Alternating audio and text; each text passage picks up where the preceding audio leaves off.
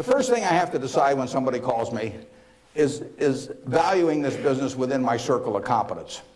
I don't know how to value Microsoft. I don't know how to value Oracle. I mean, if Larry Ellison calls me or Bill Gates calls me, and they don't, but if any of those, I don't know, or biotech or anything, I wouldn't know how to value it. I just, I'd wish them well and tell them, I think it's worth twice as much as they think it is, but I'm just not in the mood to buy today.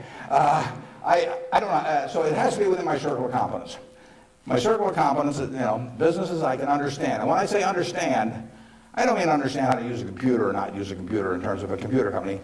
I mean understand what the economic characteristics of the business are and what the company's really going to look like in 5 or 10 or 20 years. Bill Gates will tell you that if he were investing, he would buy Berkshire rather than Microsoft because it's so much easier to understand what our businesses are going to look like, whereas he's in a business where you're going to really have to be doing things differently over time. So I know that Wrigley's is going to be the #1 chewing gum in the country. I know Snickers is going to be the #1 candy bar in the country 10 years from now. It's been the #1 candy bar for 40 years.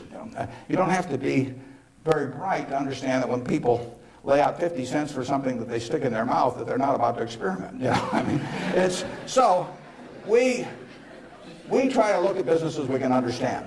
Now, I got a call a year and a half ago from a fellow, I'd never heard of him, in Denver. His name was Craig Ponzio. Craig called me up, and never heard of him, and he said, I've got a business, this your kind of business, and I want to sell it. Here's the reasons, happen to do with health, and although I don't pay much attention to the reasons, and he said, it's the leading company by far in the custom picture frame business. And he said, let me tell you why it has what I call durable competitive advantage. That's what I call durable competitive advantage. He said, let me tell you why it has it.